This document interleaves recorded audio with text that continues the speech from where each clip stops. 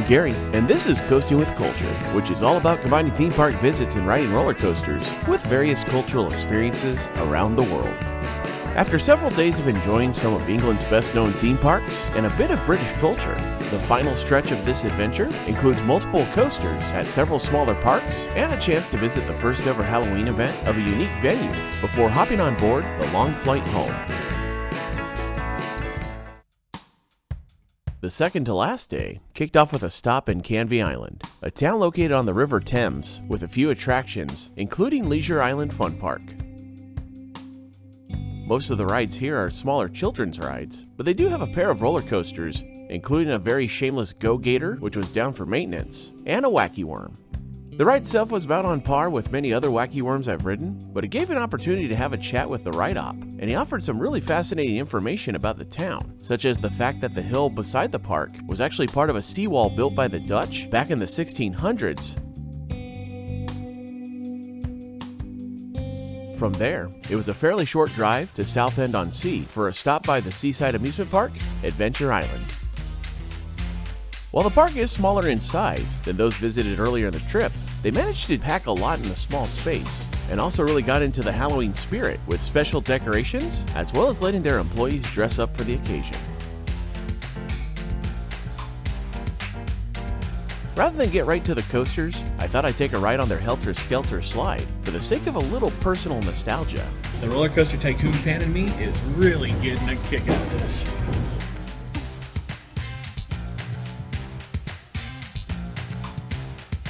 The first coaster of the park would be Kitty Costa, a Zamperla speedy coaster which offers riders a step up from the smaller family gravity coasters that the company makes, and also gets a nice view of the nearby sea with its placement on one of the park buildings. Speaking of coasters on buildings, there was Mighty Mini Mega, a ride from Pinfari with a fairly similar height and speed to the previous one, but has a layout that offers some tighter turns.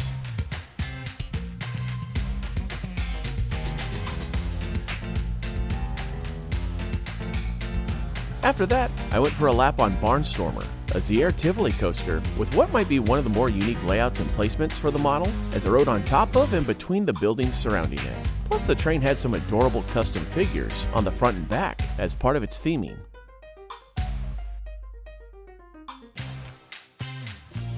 The largest coaster of the park is their Gerstlauer Eurofighter called Rage, which has the same layout as Untamed at Canopy Lake Park in New Hampshire.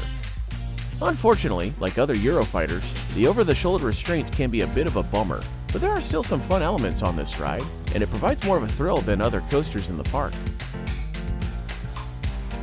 The last coaster here was a larger Zier Tivoli than Barnstormer.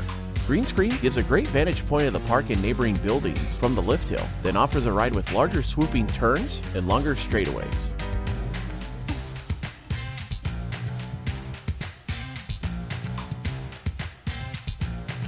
I also went ahead and enjoyed a few other rides before continuing on to the next stop, including one called the Time Machine, which was unlike anything I had seen before, and while it looked easy enough, I would be absolutely dumbfounded by how intense it was. Yeah, there was definitely some graying out on that. Wow!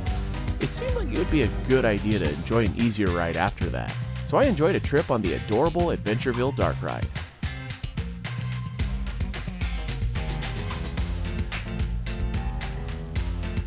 The first lap through the course is a sort of normal mode, and the second lap goes into party mode. It was fascinating that this ride had a coaster-style track, which made me wonder if perhaps there were some coaster elements that might make it worthy of counting as a credit. But even with the small dip in the layout, it maintains the same speed throughout its course, so I don't think I could in good conscience count it as one.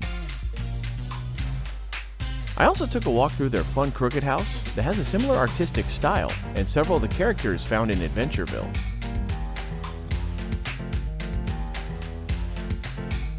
Before heading back to the car, I decided to grab some ice cream, which may have been one of the fancier dressed versions of this dessert I've had. Although this moment of sweet treat joy would be quickly diminished as I found a parking ticket left on the windshield of my rental, which made absolutely no sense to me because you could see my parking pass right there, and the time of the ticket was nearly an hour before it expired. That was until I noticed the listed infraction as parking in a suspended location, and when I looked over to the side, I saw the signage, which happened to be right next to the meter I used to pay. So honestly, I really only have myself to blame.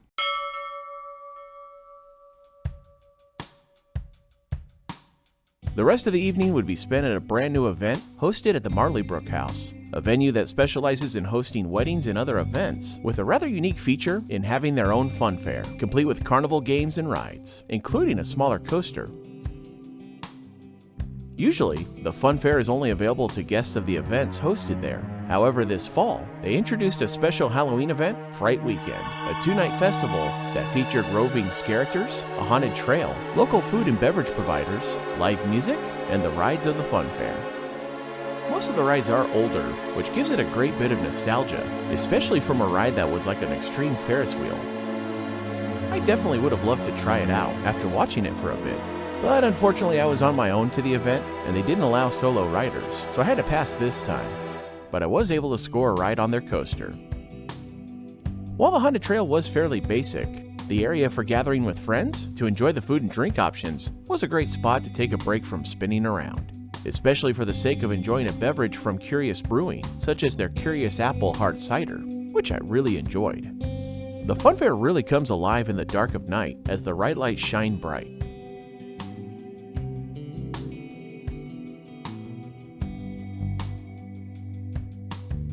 I also really enjoyed Waltzer, which was a different version of a tilt-a-whirl, and this one added fog machines, lights, and loud music, which is a very common trait of European fairground rides.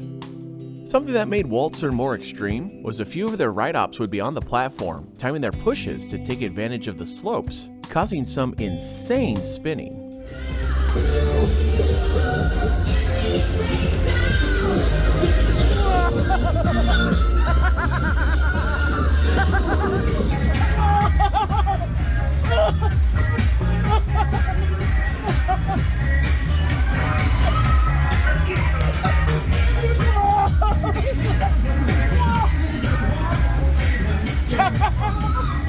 This thing is spinning like hell. I don't have my hat anymore because it came off early.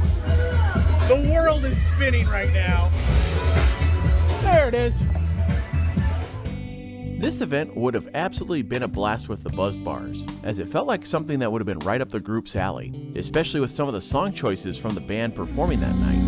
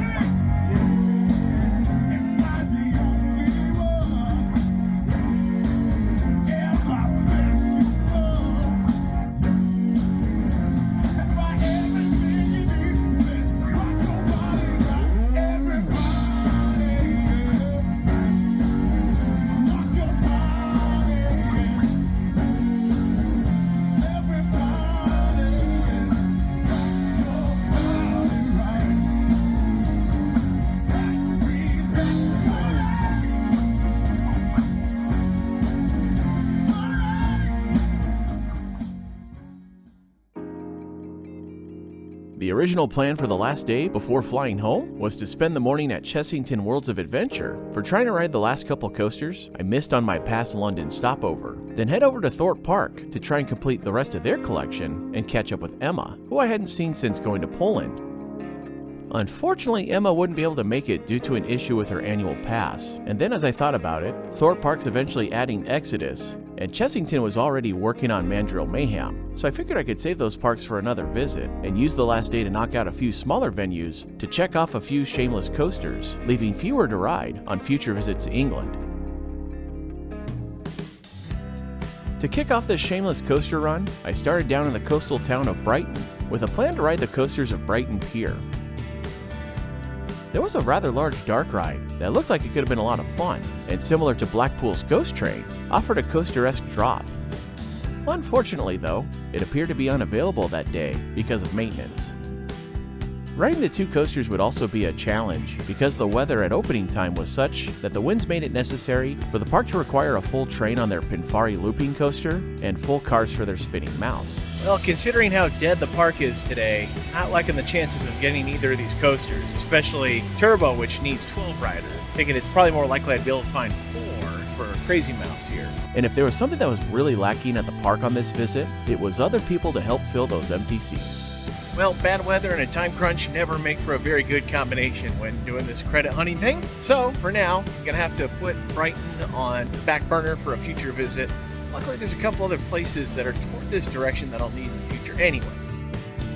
I continued east and made a stop at Harbour Park, which at first seemed to be having the same issue as Brighton, that the weather may not allow them to run their rides. But it turned out that they just hadn't opened them yet for the day and began testing shortly after I arrived. Looks like we're getting a credit! And that credit would come from their Wacky Worm with fish-themed cars called the Ocean Coaster.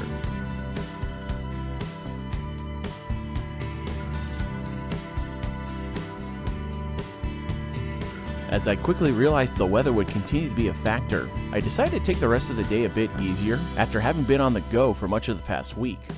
Although I did find time for at least one last shameless coaster that I knew I could get fairly easily, and that was at Babylon Park in the Camden Town area of London, which is a fairly large arcade, offering a unique smaller coaster from SBF Visa that rode around and above the lower floor. After getting that ride, I returned my rental car and had a beer before heading to bed for the final time in England.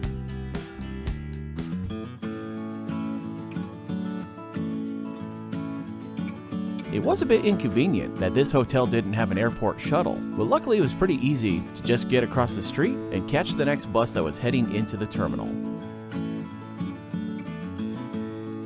Before departing, I had one last taste of England, as Mikhail from the Chain Dogs podcast had suggested I try a Cadbury Dairy Milk, which proved to be an absolutely delicious chocolate bar. The wonderful thing about this return journey was that it was a direct flight from London to Seattle, meaning there would be no connection necessary. Just one 10-hour flight aboard this Boeing 777 from American Airlines.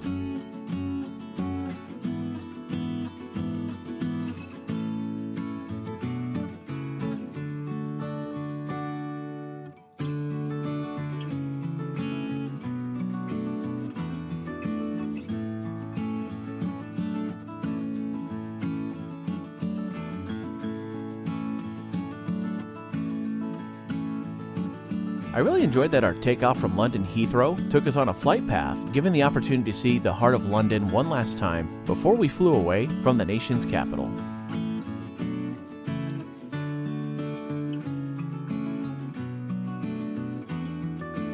One fascinating dynamic to our flight was that it felt like we were always flying on the border of darkness, as this route takes you quite far north, passing over both Iceland and Greenland, before a long stretch over portions of Canada. This did prove to be one of the two biggest nuisances of this flight though, as a passenger on the other side kept their window open, making a near perfect spotlight on my face when trying to sleep for a bit. And when I tried to organize photos and continue working on various vlog projects, the electrical outlet apparently wasn't strong enough to charge my laptop, although this could have been in an effort to prevent electrical issues from devices that require more energy. So I made use of the in-flight entertainment for most of the flight. Eventually though, we'd head back down into the clouds as we began our descent back to the Pacific Northwest. And just as London's city center saw us off, Seattle's would welcome us back, as the Space Needle and the downtown core were the first things we saw when we got out of the clouds.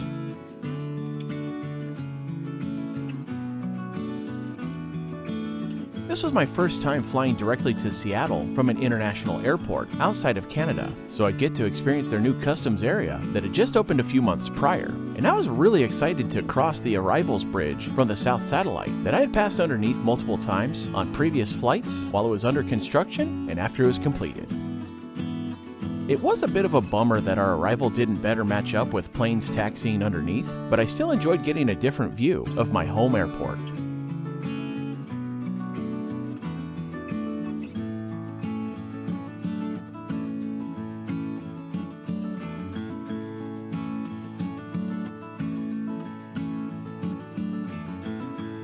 It was wonderful getting to return to England after having to hold off due to the pandemic, and I'm very appreciative of returning to a company that gives me the flexibility to make this trip happen, and many others that I hope will come in the future.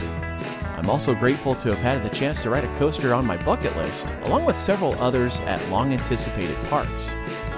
While this trip was a bit more coaster heavy, I also really enjoyed adding a few culture stops and experiences along the way, from seeing one of the most famous royal residences, to finding a historic piece of infrastructure, and tasting some local food and beverage offerings.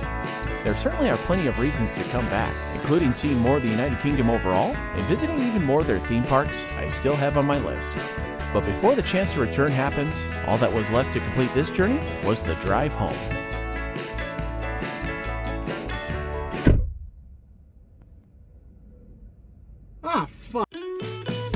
Thank you for watching this Coasting with Culture video. If you enjoyed it, please give it a thumbs up and click the subscribe button below to see future videos here on YouTube, like these ones which you may enjoy as well. Additional content can be found at coastingwithculture.com, and you can also follow Coasting with Culture on Facebook, Instagram, and Twitter for announcements, previews, and updates. Thanks again for watching, and until next time, take care and safe travels.